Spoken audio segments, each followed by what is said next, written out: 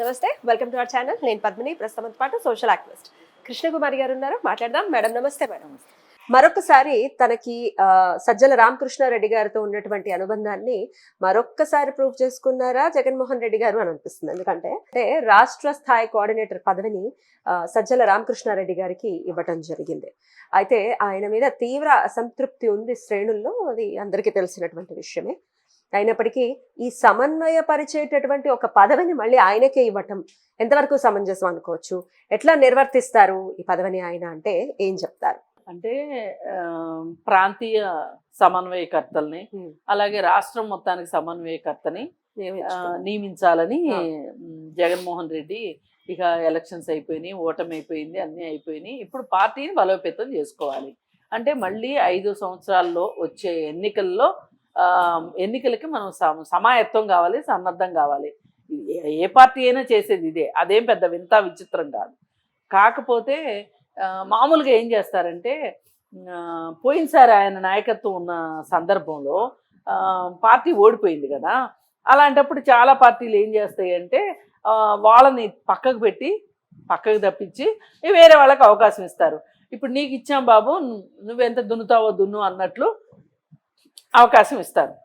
ఇది పెద్ద విచిత్రం, ఇది జనరల్గా జరిగేది. అది కానీ ఎప్పుడూ అందరూ చేసేదానికి విరుద్ధంగా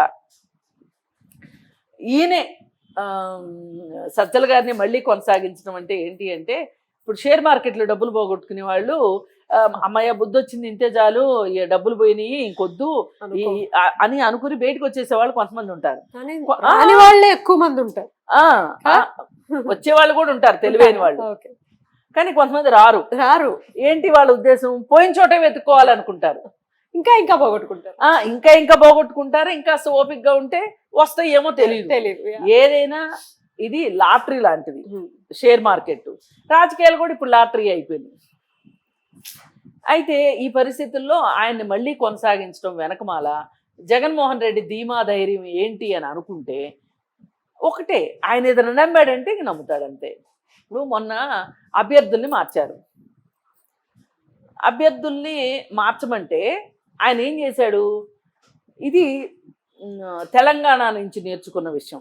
తెలంగాణలో ఏం చెప్పారంటే సర్వే చేసి ఒక 40 నుంచి 50 మంది ఎమ్మెల్యేలకి, సిట్టింగ్ ఎమ్మెల్యేలకి సీట్లు ఇవ్వద్దు అని చెప్పారు.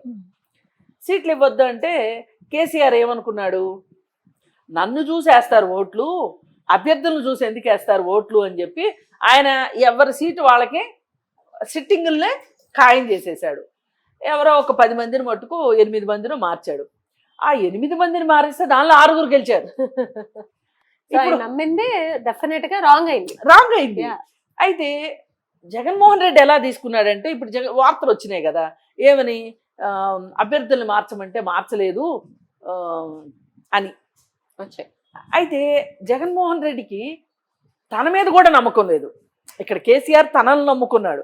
అందుకని ఏం చేశాడు? ఇంకొక కొత్త దేవుణ్ణి పరిచయం చేద్దామని చెప్పి ఒక కాన్స్టిట్యున్సీలో ఉన్న ఎమ్మెల్యేని ఇంకొక కాన్స్టిట్యున్సీలోకి పంపించాడు. అంటే అదేదో సినిమా కూడా ఉంది, కొత్త దేవుడండి కొంగొత్త దేవుడండి అని చెప్పి వాళ్ళకి ఒక కొత్త మొహం చూపిద్దాం అనుకున్నాడు. అలా కొత్త మొహాలు చూపించేశాడు. దాదాపు 60-70 కాన్స్టిట్యున్సీలకి స్థానభ్రంశం చేశాడు.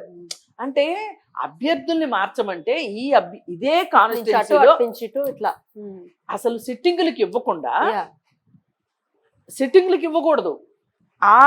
వాళ్ళ తర్వాత నంబర్ 2 ఎవరున్నారు ఆ కాన్స్టిట్యున్సీలోనే, ఆ కాన్స్టిట్యున్సీ తోటి అనుబంధం ఉన్నవాళ్ళు, దాని స్వభావ స్వరూపాలు తెలిసిన వాళ్ళని పెడతారు జనరల్ గా. అది చేయకుండా ఆయన ఏం చేశాడు? ఇప్పుడు నాకు తెలియదు, ఇప్పుడు కనిగిరి ఎమ్మెల్యే ఉన్నాడు అనుకోండి, ఆయన అదే జిల్లాలో ఇంకొక కాన్స్టిట్యున్సీకి మార్చాడు.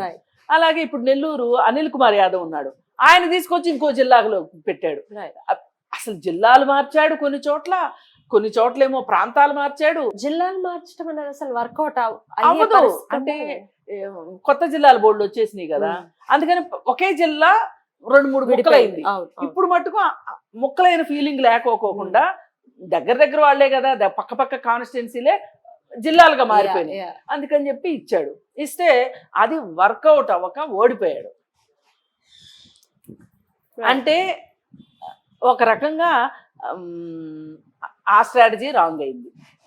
అయితే ఈ సలహాలు ఇచ్చేటప్పుడు అంటే తన నిర్ణయం తీసుకునేటప్పుడు సమన్వయకర్తల్ని అడిగి తీసుకున్నాడా, అడిగి తీసుకోలేదా, ఇది కదా.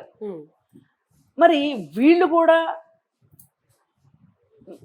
రాజుగారికి ఎదురు చేయటం ఎంతవరకు కరెక్టు, శిరఛేదాలు చేయించుకోవటం ఎంతవరకు కరెక్టు అని చెప్పి ఏం చేశారు, మీరే బాస్ ఈజ్ ఆల్వేస్ రైట్ అన్నారు.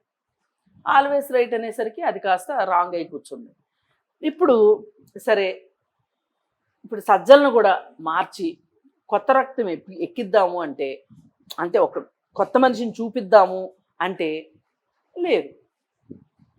ఎవరున్నారు అసలు?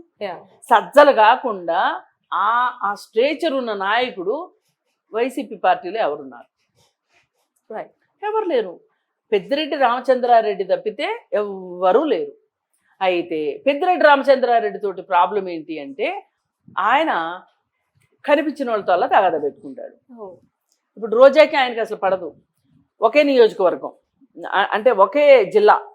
ఈ ఒకే జిల్లా అయితే ఈయన పెత్తనం ఎలా ఉంటుందంటే, రోజా మీద కక్ష కట్టి ఏం చేశాడు, రోజాకి ఎవరైతే వ్యతిరేకంగా ఉంటారో వర్గాలు ఉంటాయి కదా, ప్రతి పార్టీలోనూ ఉండేది, అది పాపం ఒక్క వైసీపీలోనే ఉంది అనుకోవడానికి లేదు. అయితే ఆమెకి వ్యతిరేక వర్గాల వాళ్ళని, ఆమె నియోజకవర్గం కాని వాళ్ళని అందరినీ కలిపేసేసి అక్కడ ఒక డ్రామా చేసేసి ఆమె మొత్తుకుంది. ఏమండి, పెద్దిరెడ్డి రామచంద్రారెడ్డి వల్ల నేను ఓడిపోయేటట్లున్నాను అని జగన్మోహన్ రెడ్డి చెప్తే జగన్మోహన్ రెడ్డి పట్టించుకోకుండా పెద్దిరెడ్డి రామచంద్రారెడ్డికి ఆయన్ని మందలించలా, రోజే ఓడిపోయింది. సరే, ఎలక్షన్లు అయిపోయిన తర్వాత వచ్చి జగన్మోహన్ రెడ్డి దగ్గర మొరపెట్టుకుంది రోజా, రుజువులతో సహా మొరపెట్టుకుంటే, నాకు అక్కడ మాట్లాడాలంటే భయం వేస్తుంది అన్నయ్య, అందుకే నీ దగ్గరకు వచ్చి చెవులో చెప్తున్నాను, నన్ను కొంచెం కడుపులో పెట్టుకోమని అడిగింది. అంటే ఆయనకే ఫోన్ చేసి ఇలా 2-3 నియోజకవర్గాల్లో జరిగినాయి, ఎవరి మీద అయితే వచ్చి కంప్లైంట్లు చేస్తున్నారో వాళ్ళకే ఫోన్ చేసేసి చెప్పేస్తున్నాడు. చెప్పేస్తే వీళ్ళు అక్కడికి వెళ్ళాక వాళ్ళు ఊరుకుంటారా?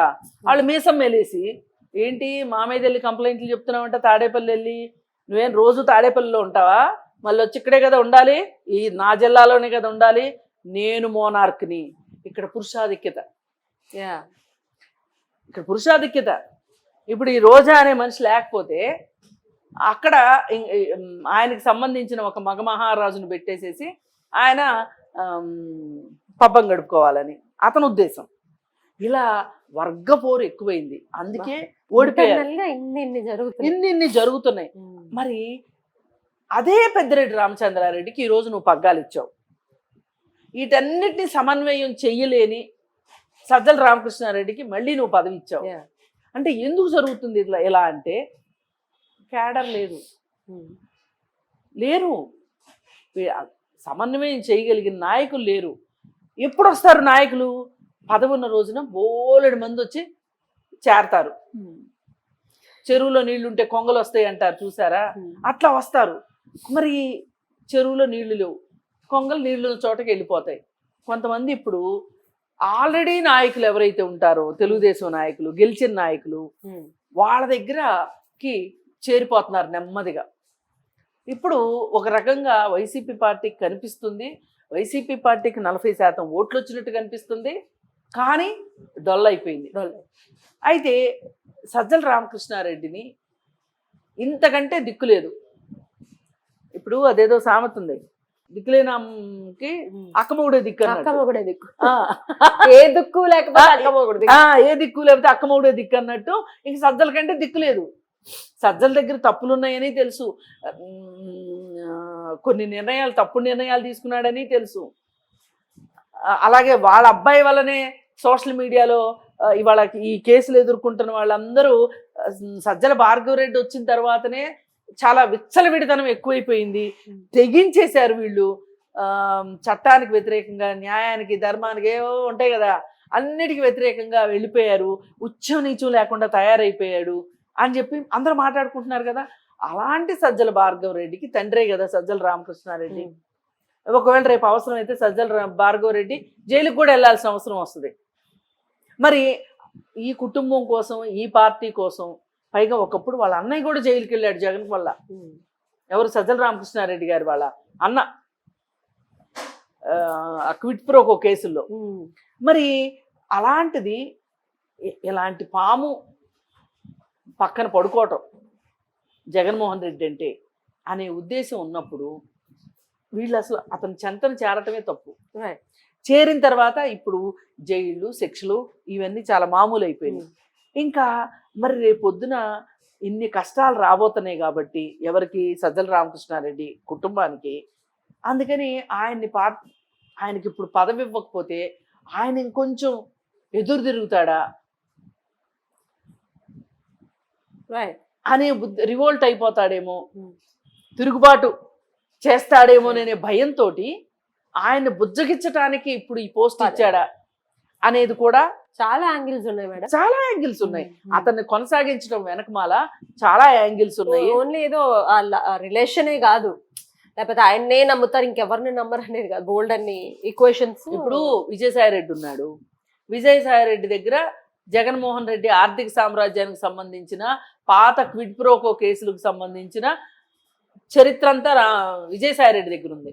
విజయసాయిరెడ్డి కనుక ఒక్కసారి సిబిఐ దగ్గరికి వెళ్ళి ఆ పాత కేసుల్లో నేను అప్రూవర్గా మారతాను అంటే గంటలో జైలుకి వెళ్తాడు జగన్మోహన్ రెడ్డి. అందుకని అతన్ని ఏమన్నాడు చూడండి, అతన్ని ఉపేక్షిస్తున్నాడు. ఇప్పుడు జగన్మోహన్ రెడ్డి ఉపేక్షించే వాళ్ళందరూ కూడా ఏదో ఒక రకంగా పార్టీని అవసరమైతే జగన్మోహన్ రెడ్డిని ఇబ్బంది పెట్టగలిగిన సత్తా ఉన్నవాళ్ళు వీళ్ళందరూ. అందుకని ఏం చేస్తున్నాడు? సింపుల్గా వాళ్ళని అలా బుజ్జగిస్తున్నాడు, అలా కొనసాగిస్తున్నాడు. అందుకని అతన్ని మళ్ళీ పెట్టటము, పైగా దిక్కులేదు, అది కూడా వాస్తవం. రైట్. ఇన్ని యాంగిల్స్ నడుమ పార్టీ కొట్టుమిట్టాడుతోందని ఖచ్చితంగా చెప్పుకోవచ్చు. రైట్. ఎటకేలకు అసంతృప్తి అయితే ఉంది మిగతా శ్రేణుల నుంచి. మరి ఇంకా ఎటువంటి రియాక్షన్స్ వస్తాయనేది వేచి చూడాల్సి ఉంటుంది. Right madam, thank you so much. నమస్తే. నమస్తే.